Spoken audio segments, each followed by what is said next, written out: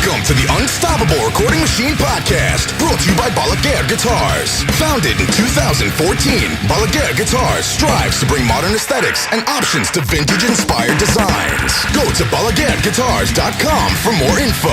This episode of the podcast is also brought to you by Fishman, Inspired Performance Technology. Fishman is dedicated to helping musicians of all styles achieve the truest sound possible, wherever and whenever they plug in. Go to Fishman.com for more info. Welcome to the URM podcast. I am Beau Burchell. I'm your guest host for this episode, and I'm going to be answering questions submitted by you guys. We did a Q&A today for the live Nail the Mix event for, what are we in, May right now? It's May 17th. Oh my God. May 17th, and we have the Saosin track, the Silver String. We did a Q&A today, and there was just too many questions for us to answer. So Eyal and Joey and Joel were nice enough to let me come on here and hijack an episode and answer a few more questions. So that's pretty cool. And if you enjoy this, or if you want to hear more questions, if you want to ask more questions to me, you can email Eyal, EYAL, at urm.academy. With the subject line, Dear Beau, and you can bother him about it, and I would love to come back on. Okay, well, let's just jump right into it. And first question, John Garcia. I noticed you don't have these over-the-top cannon blast toms with a ton of low end. What's your approach to toms, and what do you want out of them in a mix? I'm hoping that's a compliment. What's funny is usually on my mixes when I get notes back, a lot of the times it's turned down the toms, or the toms are too huge. For whatever reason, I love huge, larger than life toms, but I do realize that they get distracting. I'm not really looking, I guess in all of my drums, I'm looking for a perfect blend of the right amount of, I guess, natural versus a little bit of synthetic. You know, if you were to look at it like almost like a photo or like a magazine photo, you know, I don't want it like the full on, like alternative press, like where it looks like, you know, and not that magazine's bad. I'm just saying, like, everyone knows what that magazine's like cover photos look like. They almost look like cartoony. I'm not looking for that. I'm looking more for kind of like a nicely photoshopped photo where it doesn't look over the top photoshopped, if that makes sense. I just want it to feel like it's just like the best drum kit I've ever heard, but I don't want to sound phony. That's what I'm looking for. They have to have impact, and it also depends on the fill. If it's a tom beat where it's kind of like a fast thing, you also have to pay attention to what the toms are doing, what their purpose is. If their purpose is to add impact, like a section where it's like a big, you know, like a dun dun dun dun dun dun dun dun bum bum bum, like a big kind of heavy impact part, then you want those to really carry a lot of impact. But if it's a fast roll over maybe say a vocal and a lead guitar part, you probably don't want those to get in the way of those things. Toms, just like any other instrument, I think that you need to address them part by part and on a song by song basis too. Colton Hunter. What headphones are you rocking? If you're talking about the Q&A today, I was using the Sennheiser, the HD 650s. I really like these a lot. I track with these even though they're open back. But generally when I have people tracking in here, I have them use the, I believe they're called the Blue Mophis. They're the gray set. I know that they came out with a newer set recently, but these are the gray set, and they have like a built-in amplifier and kind of like some extra bass settings on them, and they get really tight on your head, and the isolation is great. A lot of people really like, you know, headphones are important. They're kind of something that people don't really think about. Headphones are important, as well as a headphone mix.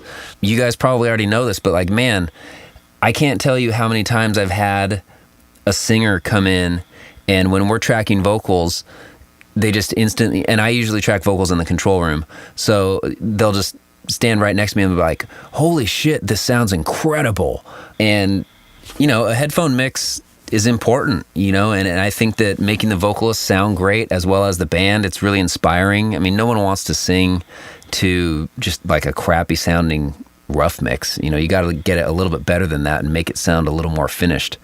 And as well as you can actually hear more what you're looking for out of the vocalist when you have kind of like a more finished and a brighter sounding recording.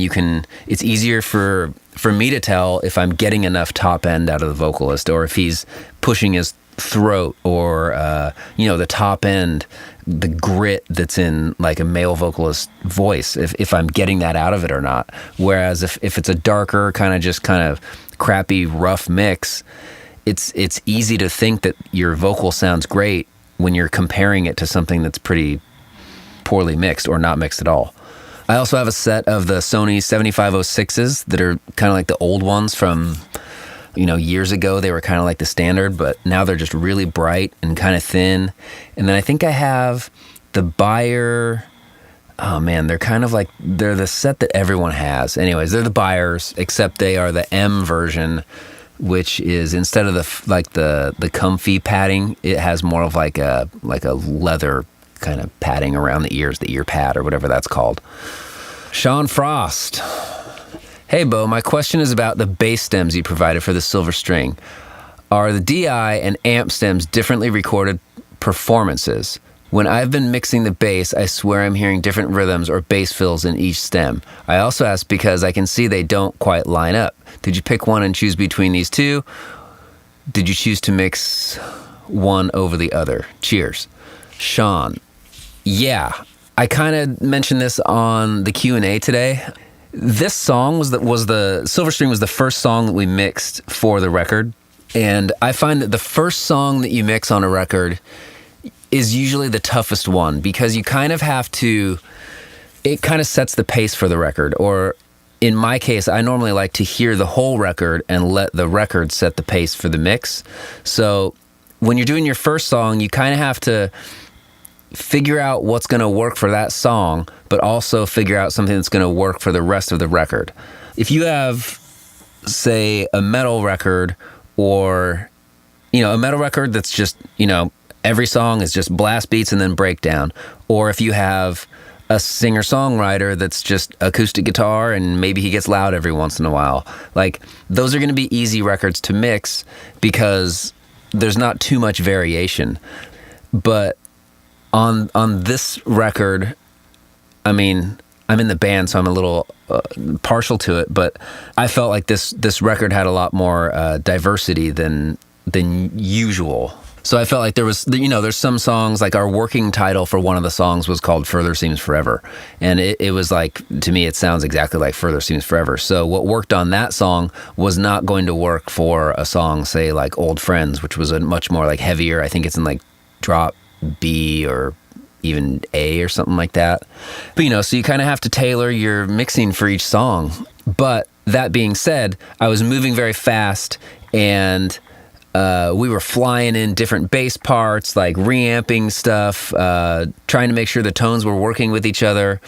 And during all that, since it was in the mix phase, since I wasn't really using the DI, I probably just spaced and totally blew it and didn't put the right DI track in there.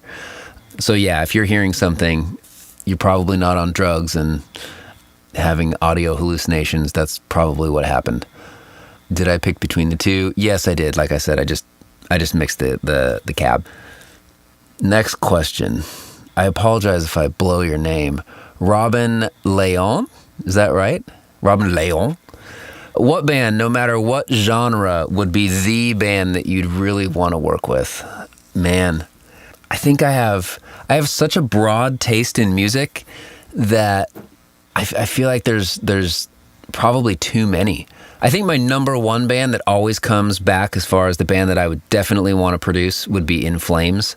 Even that, like their new record is just awesome. Like the songs are great, but I feel like the mix is just like really lacking. Like I feel like I would have just smashed that mix and just made it awesome. Let's see. There's a band called Night Verses that I really like. Let's see here. I also think that I would love to do like a Beck record if he was going to do like I forget what the title was. I think it was like not Morning View, but something. It was kind of like Sea Change, but it was like Sea Change Part 2. But if he were to actually do like a Sea Change Part 2, I would love to do a record like that. I would love to do a band like Mercury Program or like Shiner. And I love doing like just actually a Jimmy Eat World record would be awesome. A Bjork record would be insane. A Nine Inch Nails record would be insane. I mean, like I think I just like too many things about too many different types of bands to really nail it down to one.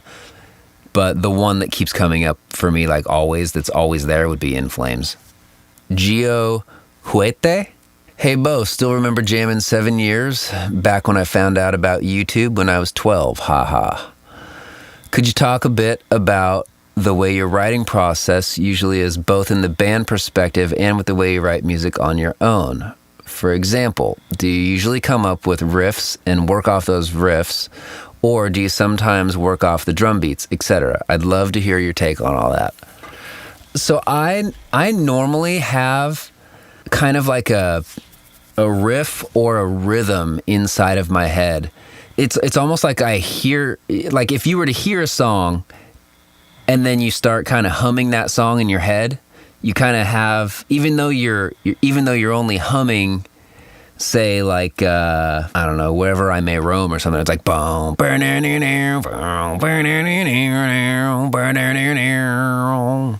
even though you're only humming that, like you know what the drum beat is and you kind of know everything else surrounding it. And that's kind of how it comes to me a little bit. Like I'll just have a riff pop into my, or a melody or a rhythm pop into my head. And then from there, I'm usually just kind of thinking about it. And then as soon as I can discern exactly what I'm hearing in my head, I'm able to kind of document it down.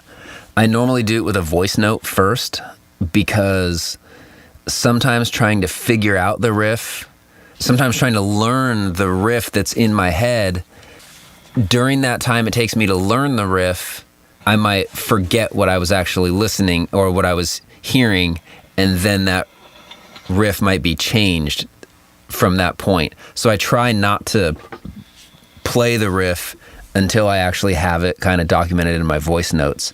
Because there's been a lot of times where I might be singing something, you know, like say for Silver String, it's like, you know, and if I were to pick up a guitar, I may not, for whatever chord I might pick up, now all of a sudden I might be in a different key, or I might pick up and play the wrong chord, and then that might, and something as simple as hearing a guitar chord might inspire me to have another idea pop in my head. So, like I said, I try not to document it until I get that initial voice note down, and then I can kind of play that voice note and then learn what I was humming. Sometimes we do work off of like a programmed thing. If we're trying to kind of get away from a certain type of beat, if we feel like we've been using it a bunch, we might just kind of program something else to kind of get us out of that rut. But for the most part, it's kind of, both Chris and I kind of work the same way. We kind of just kind of have these ideas, these like fully flushed out ideas, and then we kind of like pass them back and forth, and then I'll tweak something of his and he'll tweak something of mine, and you know, we can make it work from there. Okay, next question. Mike the Rat, are you using a sub? So at the moment, I'm not using a sub. I was using these Quested monitors. They were the V3110s for maybe a year or 2 years. I really liked them a lot. I have them on consignment right now, but I may decide to bring them back at some point. My room is just not big enough to have them in here. They're a midfield monitor, and they really need to have some distance between my ears and the speakers. And my room is not that big. So now I'm using a company called Barefoot, and I use the MM45. And I've been playing a lot with moving them around in my room And that's something that I would really recommend everyone try. Just, move them around, even if it's only an inch this way or that way, a couple inches this way or that way. You'll be surprised at how big of a difference it makes. If you just take a simple sine wave generator in your DAW and play it, you'll be able to hear, either dips or peaks within your room. And again, that's like a really archaic way of doing it. You can use like a Fuzz Measure Pro or any of these kind of like analyzer programs. You'll take a measurement mic, you'll set it up in your listening position, and you can... Sorry, I'm going way too into acoustics right now. Maybe I'll save that for a different time. If you want to get into it, I can get super dorky about it. But to answer your question, no, I'm not using subs yet. I'm about 90% sold on where my monitors are at right now. Once I'm 100% sold, then I will start implementing the subs. I have 2 subs. I prefer to use my subs in stereo. Some people say they can't hear a difference, like bass isn't localized. But for me, I can definitely hear a difference if I have a floor tom coming from the right or to the left of me. I can hear that all day long, and it sounds weird to me if I have the sub centered, like kind of under the desk, and I hear the attack of the floor tom coming in my right ear, but the body of the tom is in front of me. That just kind of really throws me off. Next question. Hopefully I get this right. Jake LaRoche or Jake LaRoche? Jake LaRoche? Thanks. Sorry. Is that your whole name? Jake LaRoche, thanks, sorry? Question. How did you go about panning the vocals and getting them to fit nicely together? I usually start with my background vocals panned hard left and hard right. I don't always end up there, but that's where I start. I like to get my background vocals wide and kind of I like to create a pad with the vocals, I guess. I like to have one big layer of vocals, unless it's like an answer back thing. And there are lots of those on this Along the Shadow record. I like to have, it really depends on the part. For me, a big thing of mixing is making all the parts the most effective they can be, but not getting in the way of the song, or like not letting the production getting in the way of the song. So if you've doubled your background vocals and you like those to kind of be wide and make the part sound bigger, that's cool. But if it's on a kind of a stripped down part in the song, to me, it's a little distracting, especially if you're listening on headphones and you have these huge, wide background vocals just popping in all of a sudden. To me, that's distracting. So I may decide to pan those in a little bit more. And I'll just kind of play with them until I get it to a point where it feels right. Maybe them being panned in sometimes and then out wider sometimes has to do with it. But a lot of the times, I think Eyal said it today on the Q&A, a lot of it is if you have your EQ and compression right on most of your instruments, the width is going to kind of happen naturally, as well as I do feel like arrangement plays a big part in getting things wide and getting things big sounding. When I'm producing records, I pay a lot of attention to, I guess, I don't know what to call it, frequency fullness, I guess. How much of the frequency spectrum is this chorus taking up? Is there a big hole in the mid-range? Like, are you playing like a really low, like drop C power chord, and then your lead guitar part is way up at the 24th fret? That leaves a huge hole in the mid-range. Now, if your vocal is also way up singing a high vocal, then we need something to fill that mid-range. We're going to need another guitar part or maybe some extra rhythm guitars that aren't playing the super low part. I pay a lot of attention to filling up the whole spectrum depending on what part of the song it is. I think that's pretty important, and that seems to kind of work for me. Okay, next question. Dobromir Vasilev. Hopefully I apologize. Man, you guys don't know. I always thought that when they would read these names that they were almost kidding or making up how hard it was. But now when you're on the spot to pronounce something just like on a cold read, it's like, man, this is actually very difficult. So Dobromir, question, did you master the album as well? No, I did not. I have, and now here's another name which is like so embarrassing. I have Mike Keligian. You would think that I would know how to say his name by now. He pretty much masters all of my recordings.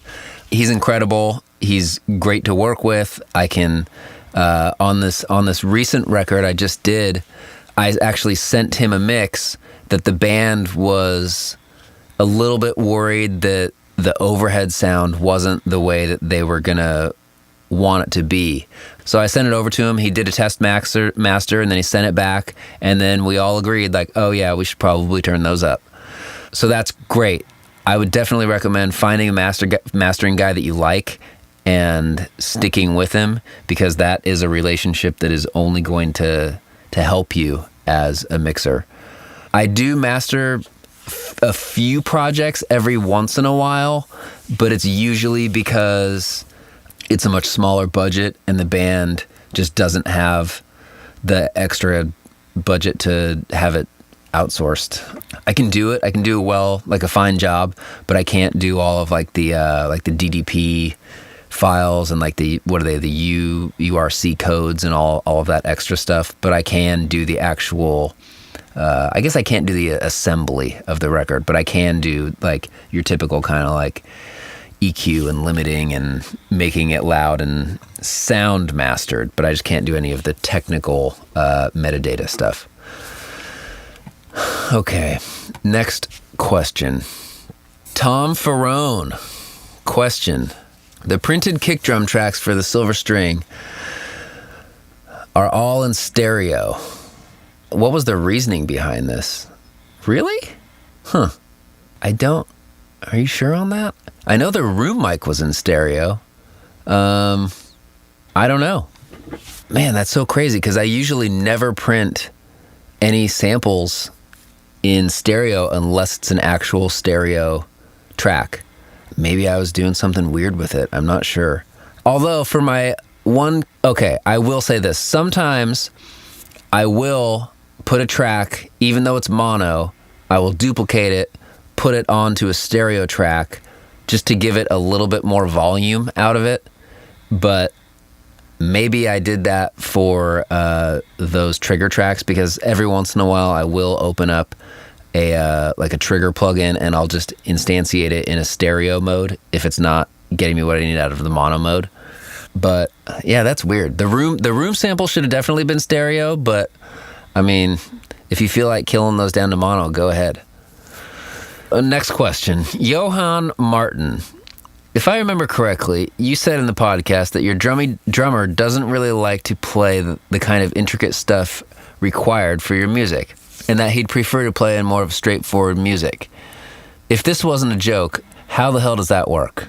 Well, I feel like this happens a lot. I've talked to a lot of drummers. They just kind of get tired of showing off all the time. And I mean, I don't want to say Alex is the laziest person, but I mean, I would probably say, for being such an amazing drummer, he puts absolutely zero effort into it. Like, if he would just put his shoes on, he would be a fantastic, 10 times better than he already is. He has that much talent. But he would just rather, I think one time for, when we were doing pre-production or a rehearsal or maybe we were booking a concert or something, I think, I want to say, I could be wrong, I could be exaggerating, but one of his concerns was oh, whoa, dude, yeah, man, whatever date, oh man, July 23rd, oof, I don't know if I can make that. Alex, why not? Why? You have nothing going on. You play in a band, you don't have you just play in a band. You have nothing else you could be doing. He's like, dude, I think Florida Marlins are, they have a game going on that day. Can't miss it, Or like he loves, what's his other favorite team? Regardless, I mean, I don't really follow sports, and I wish I did just for this reason, but it's like if there's a sports team playing, it's like, ooh, man, I can't make it, man. Like, oh, dude, Super Bowl? Oh, sorry, not going to be able to make it. Count me out. And the 2 days prior, we have like a lot of Super Bowl stuff going on. Can't do anything. But yeah, no, he just loves, like, if he could be in the Strokes or like the Bravery or any sort of those bands that's just a 4-on-the-floor, simple thing. Like, for instance, on this record for Along the Shadow, I had to make him set up an extra crash cymbal so that there was a left crash, a right crash, a ride, a hi-hat, and a china. If he had it his way, he probably would have just had hat, crash, ride. So, and I don't think it's out of laziness, but definitely when it comes time to touring, even though we have a drum tech, he's like, man, it's just like a lot of extra stuff, man. I don't need all that stuff. So yeah, I mean, that's how it works. He's somehow he makes it work. And if I was playing drums, I would be one of those guys that had like the full on Tommy Lee like cage that flew up over the crowd, and I would have, like my kit would make Neil Peart's kit look like a minimalist kit. And I would probably have to have like 5 drum techs, and it would just be this amazing thing. Yeah, that's how it works.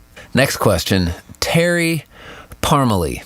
How do you manage family time, recording time, and going on tour, and does it create issues at home with the wife? That's a pretty good one. Fortunately, right now, I don't really have to manage family and touring time, but I think that if you're thinking about having a family, you need to pick the right person to start one with. They need to be completely understanding that you're kind of a crazy person, and that you enjoy going on a bus and being gone and exploring the world and playing music and doing all sorts of weird stuff. And, they need to know that going into it. And I think, sorry if I'm getting too deep, but, you need to have those talks with this person before you commit to having a family with them. Because the last thing you want to do is, not disclose any of that information. And then, now you have kids, but you're never around, and you're trying to leave and go be in a band. And it's going to be a bad situation for everyone. I think that where I'm at now, I'm extremely lucky because, I don't really tour all that much, but when I do tour, the financial side of it is good enough to where my wife is okay with me being gone. It's definitely not at the point where, I can be gone for a couple months and, she said, it's definitely not like full rock star, like I'm playing in a huge band where I can come home and be like, oh, that's fine, honey. Like, here's a brand new Jaguar. Cool. Great. All is well. It's definitely not like that at not even anywhere near close to that. But at least it's kind of at the point where, she's not super pissed off because I'm going out and living on a bus and, like doing cool stuff and then coming home with no money. So, it's depending on where you are, it's like, it's, if you go on tour for a month and you bring home $100, your wife's going to have a little bit different opinion on it rather than if you're gone for a couple months and you bring home like 50,000. So it's going to be, each situation is different.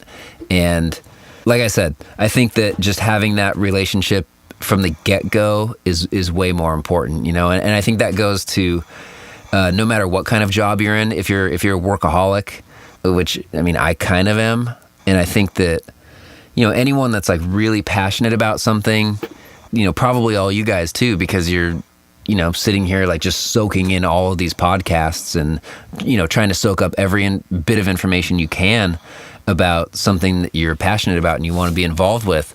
So like right now, I mean, I don't want to say I'm lucky, but it's kind of nice because I'm doing this at 9:30 at night. My kids and wife are already in bed, so I come out here and do this for a little bit longer, and then I'll probably go to bed. I might even do another recall after this, and then maybe try to learn something on my own, and then experiment with some more things, and then probably go to bed maybe around midnight or so, and then tomorrow I'll have to get up at 6 and help with the kids. And then, like right now, my wife works 1 day a week, actually 1.5. So today I had the kids in the morning. I have them from 9 till noon, and then she gets off work at 1, and then we did the podcast at 2, and then I did let's see, what did I do today? I did some vocal editing and recalls for this band called Taken, and I'm doing their EP right now. I did recalls for 3 songs for this Middle Class Rut record that I'm working on, and then I worked on the Nail the Mix session a little bit. I'm really trying to make the Nail the Mix thing great for everyone, so that they can really learn a lot at whatever level they're at. And then came back in, made dinner, ate, hung out with the kids, put them to bed, and then, hung with the wife for like a hot minute, and then came out here and started working. I think I had to upload some files for mastering for another project that I did, and then I started doing this. So I think just like anything else, if you're truly passionate about something, it all comes down to priorities, and again, finding that person that supports you and your goals, and is understanding that, like, hey, you're this person that needs to do these things in order to feel, in order to be the best person you can be. So that would be the biggest thing. As far as work, studio world, I normally try to keep a tight schedule. I normally work from 9 to 5 or 10 to 6. I think that I first started doing that when we did a record with Howard Benson, and it was our self-titled record, and he had a tight 8-hour schedule. It was a little bit different. I think it was like 11 to 7 or something like that, or maybe it was noon to 8. Whatever it was like a strict 8-hour schedule, except the only difference is that, like, there we had an hour-long lunch break and an hour-long dinner break, and then a smoothie break, and any other kind of break you can imagine was there. But for the most part, we were working and not just horsing around. We were either working or eating. And I kind of implemented that into my workflow to where we get in here at 9 or 10, we work as much as we can, and then we're done. And then I get to go in, hang with the family, and then the band gets to go decompress and be stoked on the work that they did for that day. I think my biggest problem with that is I end up, generally recording a band, you're working with one person at a time. So it's almost like me against, it's like this wrestling match, and it's me against a tag team, so it's like they keep tagging guys in. It's like, okay, guitar player, you're up, boom, go. And if you've ever been tracking guitars, you're focusing on pitch and timing and attack and playing, and is the note arcing too much? Is it not arcing enough? We need to play it harder. What effects are we using? How is the top end of the distortion interacting with the cymbals? How is this part going to fit compared to the scratch vocal that's there? Like, are we keeping the scratch vocal as that main part, or are we going to write a new part because this new guitar part is so great? All these things are going through your head, and if you've ever been in like a really high intensity session like that, you're kind of fried at the end of the day. But when you're working straight through like that, it makes it even tougher because, you've got bass player, he's coming in fresh, and then the guitar player is coming in fresh after that. So everyone's coming in fresh, and you have to, I've somehow managed to make it to where I keep feeling fresh at every point, at every changeover, or at every tag in, let's say. And I think that's just because I'm genuinely excited about every instrument that we're tracking.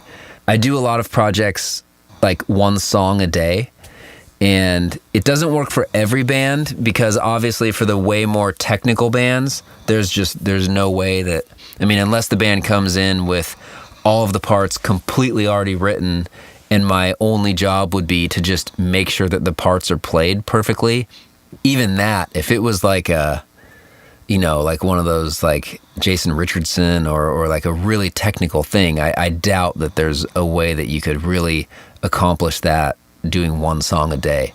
But all that being said, every time we switch instruments, it's like I get this big boost and a recharge, and I really feed off of the person that I'm recording, their energy. So when they come in and they're now sitting next to me in what I call the hot seat, then, all of a sudden I see them starting to get a little nervous, and, like maybe another guy in the band is in here watching them, and it's like the intensity level gets hot, and everyone's just stoked and ready to just kill it.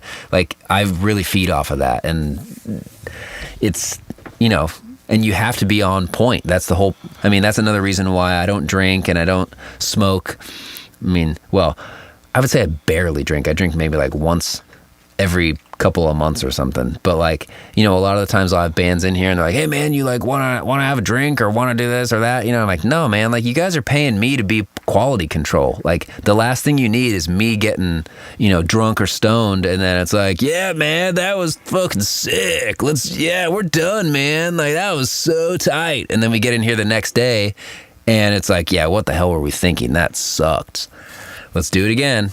So yeah, all that being said, I do try to keep a balance of, hey, when we're out here, we're working, we're getting shit done, and then when we're done, we go home.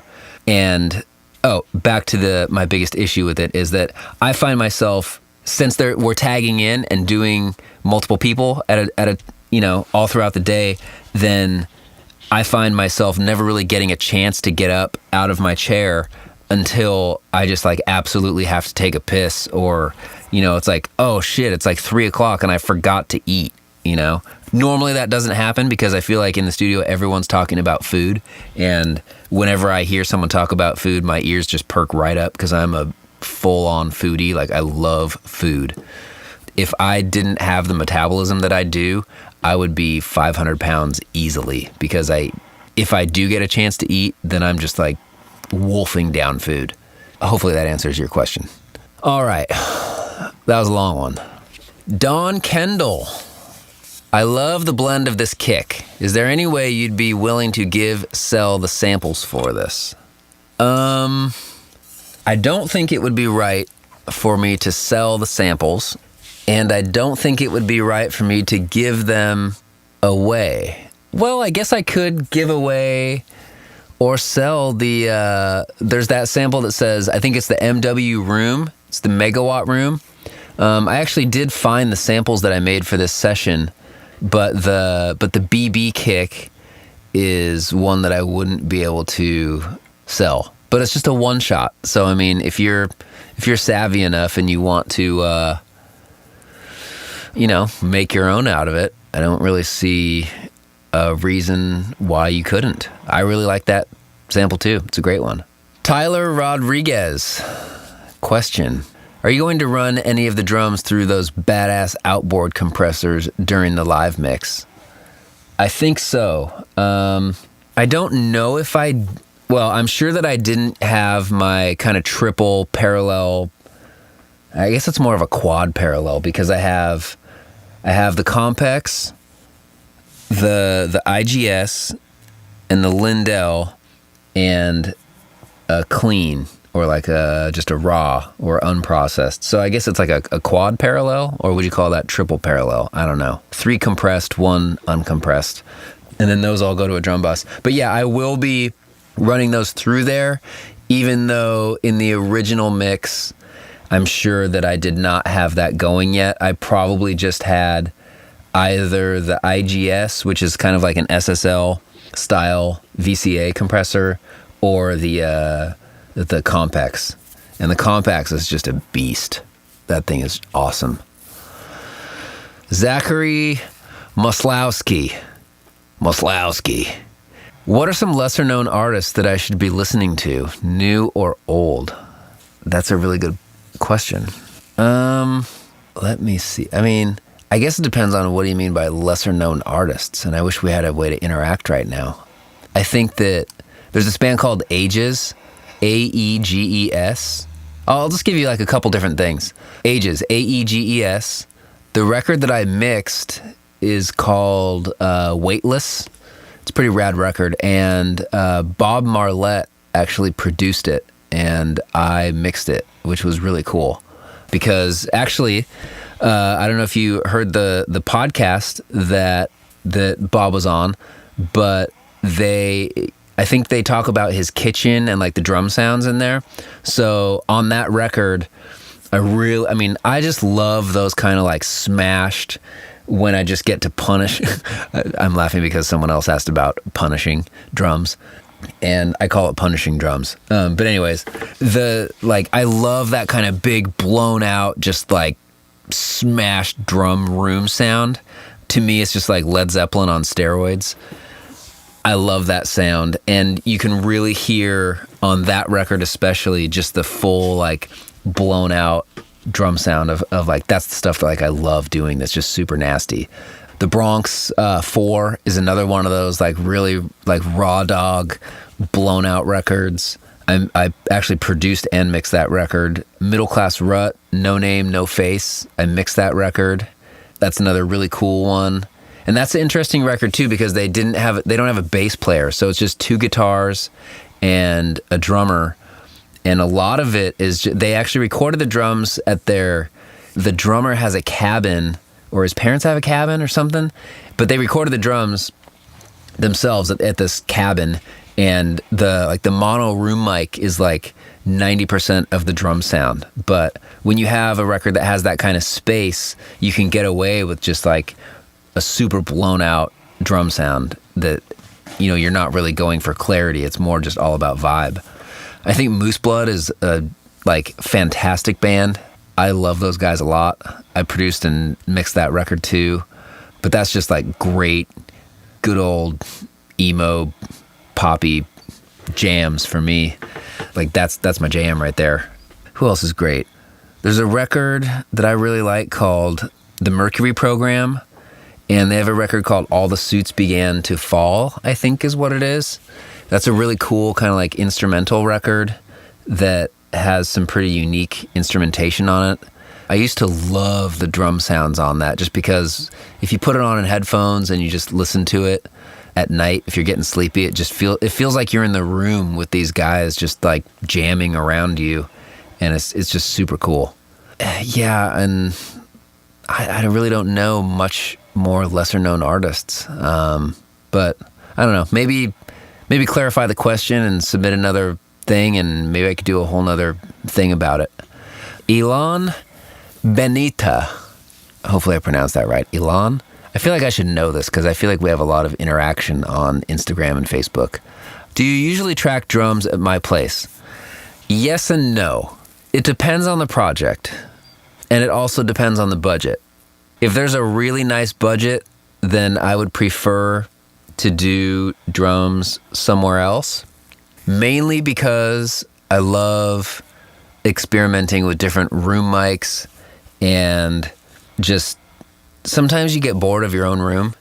My room is really small, actually. When we do the Nail the Mix, maybe we'll do like a studio tour or something like that. But I mean, it's like a 8x9 ISO booth. And when I say ISO booth, that's exactly what I mean. It is just totally dead, with the exception of, you know, a few like slat diffusers around the room just to give it some air. But for the most part, it's a very dead room, as is my control room. I mean, my control room, I love being very dead. I hate hearing any sort of reflection or like, auxiliary noise in a control room. It like really bugs me. But my ISO booth is very dead.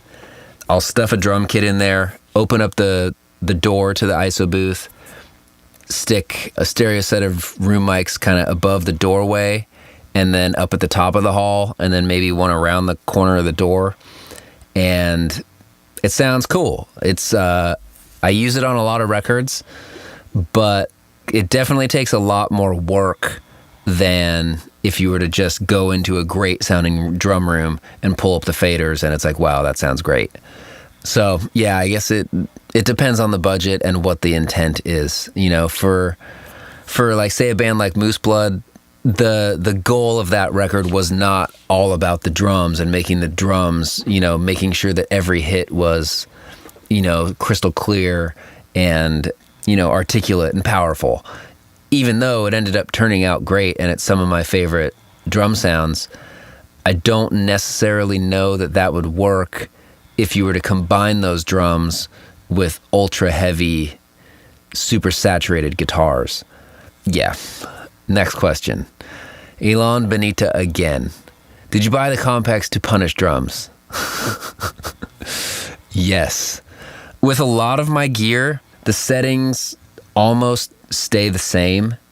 I found a spot that I can let them live, and then I'll use like input Pro Tools trim or clip gain to determine how hard I'm hitting things. With the compacts, it has this really cool thing that it's got like an input. I don't think it's a preamp, but it's got an input circuit that when you drive it hard, it'll actually distort.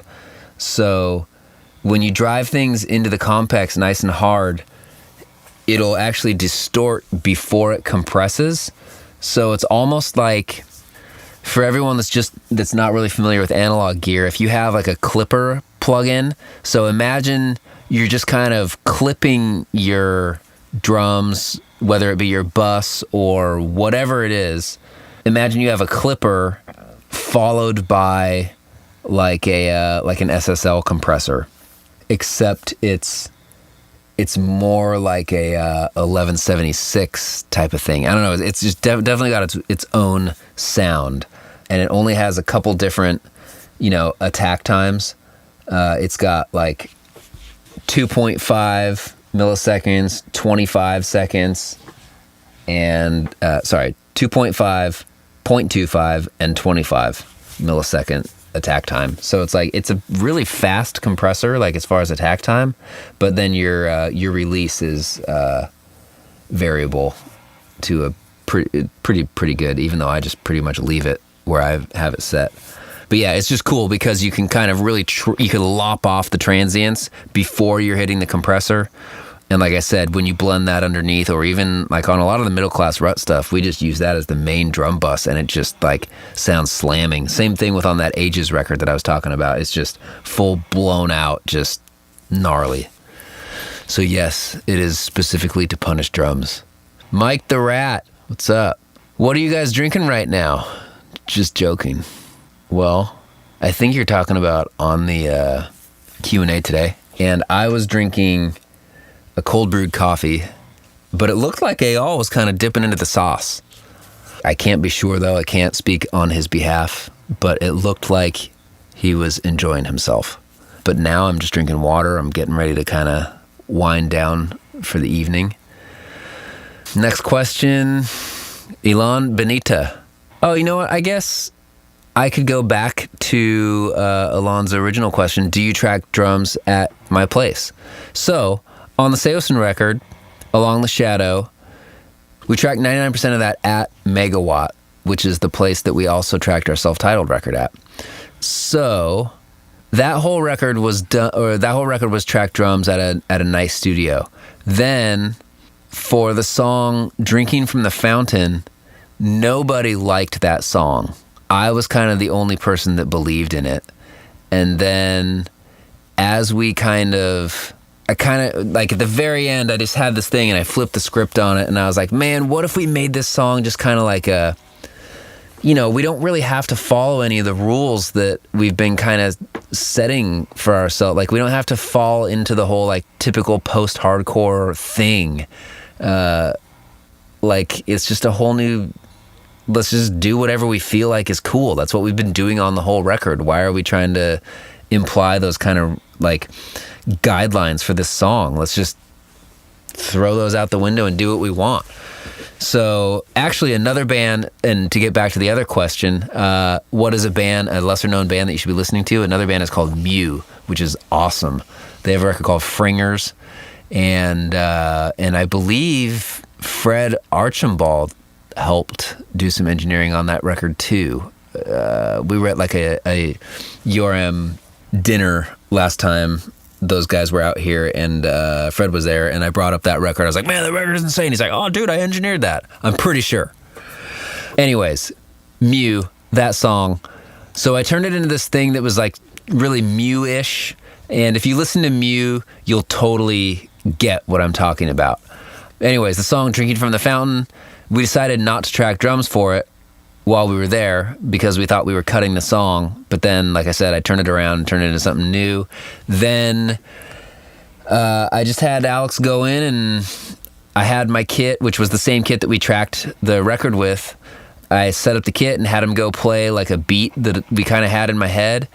And that song, it's a little more heavily sampled, but that song was tracked in my drum room, and the rest of the record was not.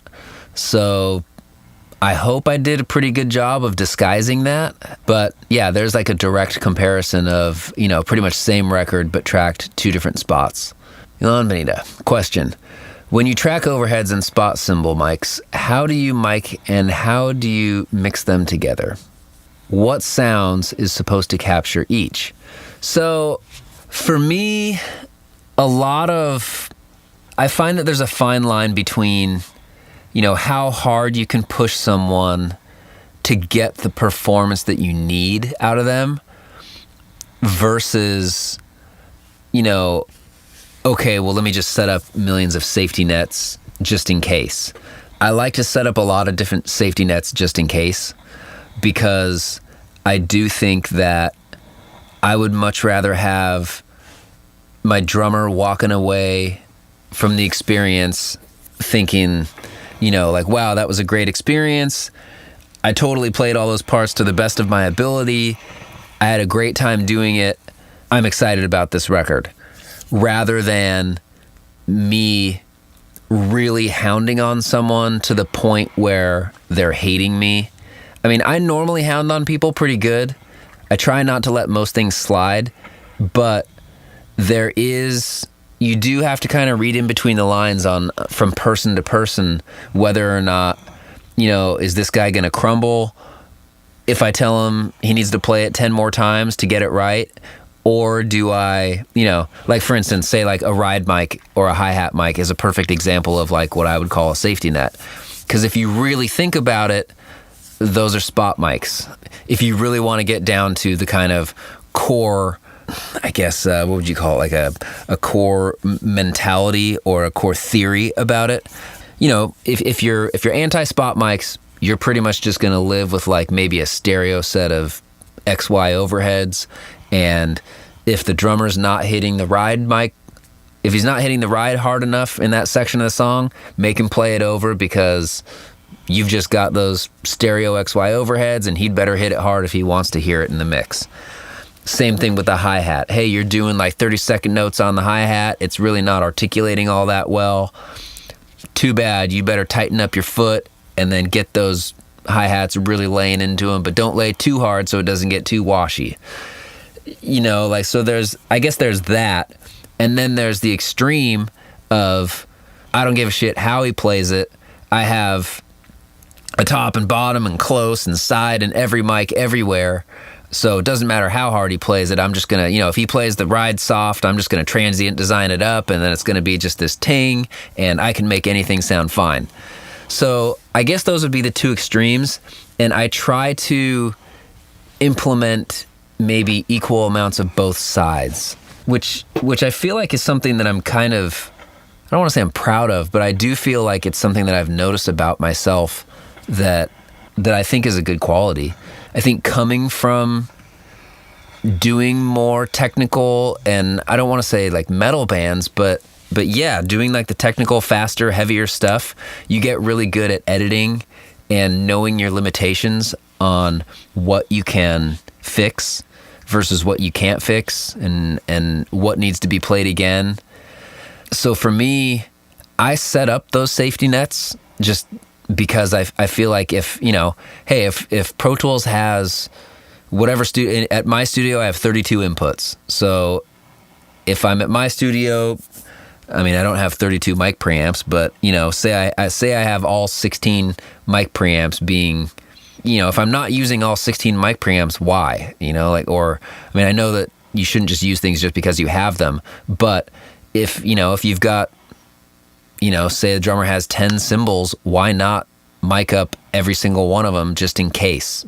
Say there's a section in the song and it slipped past you because you were working on that part. He's already played that section 4 times, 5 times, 10 times maybe, and he just can't get it. And on top of that, he's out of practice, and he's got we have this joke with our drummer Alex, and he has like a really sensitive hands, I guess. And Chris, our bass player, came up with this term that he's coined for Alex's hands, and he says that he has dick skin hands. So it's like whenever Alex comes to play, he usually never rehearses, and he just shows up, and he shows up with his dick skin hands. And after the first song, his every part of his hand is just like, it looks like Freddy Krueger. Face. I guess if it would be Freddy Krueger took off his gloves, I'm assuming that they would also be burnt like the rest of his body. But they just look like he just peeled all of his skin off of his hands. So we say he has dick skin hands. But anyways, say you have a drummer that's like that, and they show up with their dick skin hands, and their hands are just totally shredded from being out of practice, and here you are, the producer, sorry man, you got to play that thing again, otherwise it's not going to be heard. It's like, well, yeah, but you got to realize how much you can fix versus how much you're going to destroy this drummer and just make it not a good time for him. So that's kind of how I treat the spot mics, or that's why I have the spot mics. It's usually just, I guess, for that reason, for automation, or depending on the track. Say if later on in the production you decide that, there has to be some extra guitars, or there's this extra part, and now this crash cymbal isn't quite cutting through. It's nice to have that mic that you can kind of automate up for that section. Or if you're looking for a more tight drum sound, and you want those cymbals to be very fast and not decaying as long as they are, say, if you've compressed your overheads or if you've compressed your rooms, you can kind of treat things differently with the different sets of microphones also. So say you wanted to group together or assign all of your spot mics to a stereo bus, you could, potentially treat that as your overheads B, or your overheads 2, if you wanted to maybe ditch your original overheads for a section of the song, maybe for impact. The other thing that's cool to do is, I found that sometimes depending on the kit, how far away, where your placement of the of your overhead mics, they might sound best to capture the whole kit or whatever you're trying to capture, but depending on how far out you had to go with, say, your ride side, I call them hat overhead, ride overhead, just because it's a little easier for me to know in the end.